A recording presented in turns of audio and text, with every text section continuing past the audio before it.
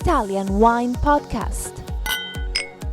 Chin Chin with Italian wine people.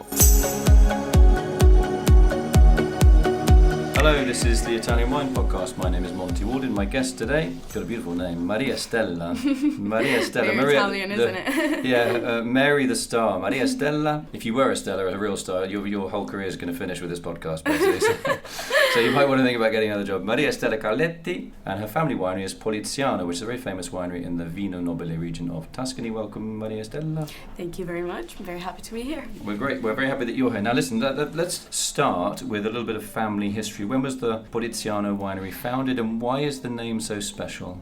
So, Poliziano was born in 1961 when my grandfather, Vigneto Caggiole, he bought the first 22 hectares of our property all around Montepulciano, and he chose the name. He chose the name Poliziano because Poliziano is a very important poet from Montepulciano who lived there in the 14th century. And he was the one who educated the Medici's family and the children. So that proves how important he was at the time and how well respected he was.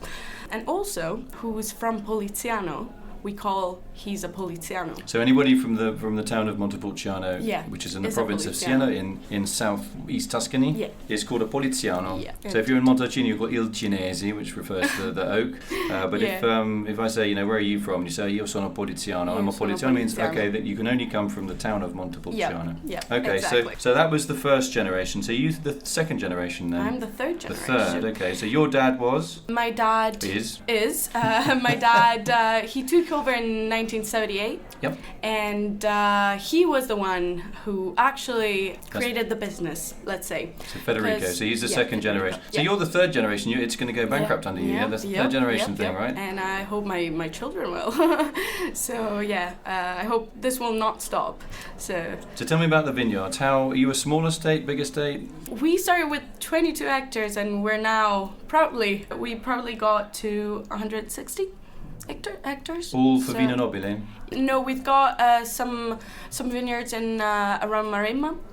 So on the Tuscan coast? Yeah. So we do a bit of Morellino.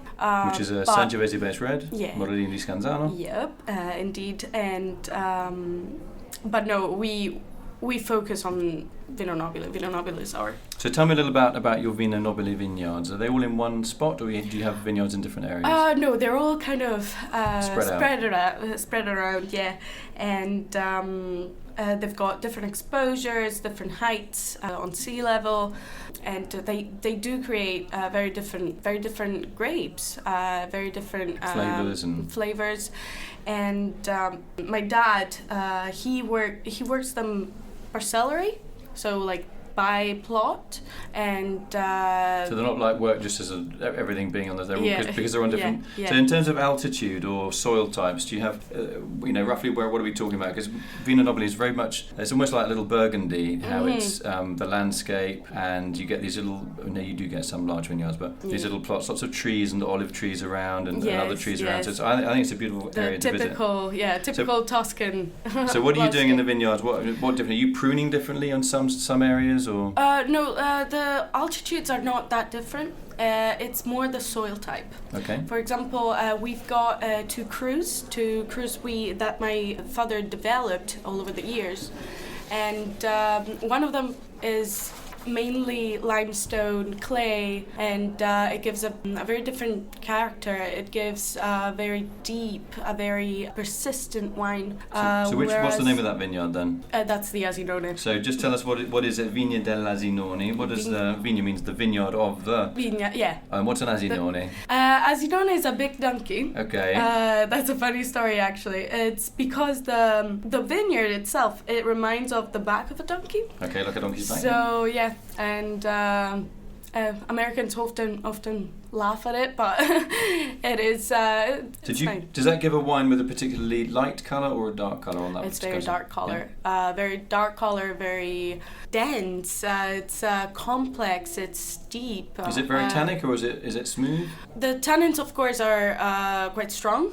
But definitely, especially if you drink it after a few years, they really become soft. They really become interesting and complex. What's a good food match for the Asinone? Food match, Fiorentina. Which is? T-bone steak, yeah? Steak, yeah. You don't look like a T-bone steak kind of person, I have to be honest. Really? No, you don't. I am. Really? I really am, yeah. Okay. I know what it is. I love Tuscan food. Okay, and then the other vineyard is Vigneto Caggiole, is that right? Vigneto Caggiole, So what is Caggiole? Is it a place or is it a person? Caggiole is actually the address, let's say, the area where my auntie lives. And it is completely different from Asinone, and it's crazy because the two vineyards are less than 10 kilometers away from each other, and they're about the same height, about 400 altitude. 400 meters on sea level. And the soil? But the soil is. It's got a really clear marine origin. So it's marine sediments? Yes, and I remember when I used to play at my auntie's house, I used to find little shells because it was clear that sea was there. So that gives a very distinct salinity, and that of course goes in the wine. So which one do you pick first, the Asinone or the Caggiole? So the Asinone comes first, and then you pick the Caggiole. Roughly what difference? Is it a couple of weeks or a week, or in terms a couple of of weeks? Yeah, a couple of weeks. Okay. Now, what about your main markets? Main markets, well, of course, America. America is really big, but we're hoping of expanding. My dad, the volcano, he's really looking at expanding, and we're now very interested on China, Japan, which are, of course, really far away, really different from us. So you're going to buy more vineyards, or are you just looking at directing sales? Well, I don't know about my father, but doesn't sound bad to me. Okay. Well, that's a good sign. I mean, if you're often Vino Nobile lives in the shadow, particularly of Brunello, which is it's 20 kilometres away. It's very close. I know. Towards the sea, and obviously Chianti, you have a big range. You have cheap, and you have expensive. So expensive. I mean, what do you see for the future? Someone that goes and sells the wine for Vino Nobile. Are you positive? Do you think? Well, I think Vino Nobile is really a wine that deserves to be drunk, deserves to be better known. And I'm hoping. I cannot control market, I'm afraid. If I could, I would definitely. But do you think there'll ever be a denomination just saying, so Vino Nobile just 100% Sangiovese, and then Vino Nobile as it is now, which is 85 Sangiovese minimum, and then you can, if you want to, you're perfectly legally allowed to put in Tuscan other grapes or Merlot, Cabernet, etc. Merlot, yeah. Do you think that will ever come about, or do you think that will be a difficult step for the region to make? I think we should. We really should do 100% Sangiovese, because that's our terroir, that's our tradition.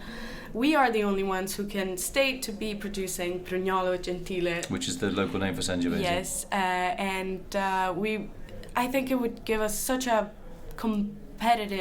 big competitive edge, and it'd be great for Montalcino, because then they would have some real competition. Exactly. So what you need to do is get the volcano, your dad, to really start banging the drum for 100% Sangiovese. And then the third generation of volcanoes. Yeah, exactly.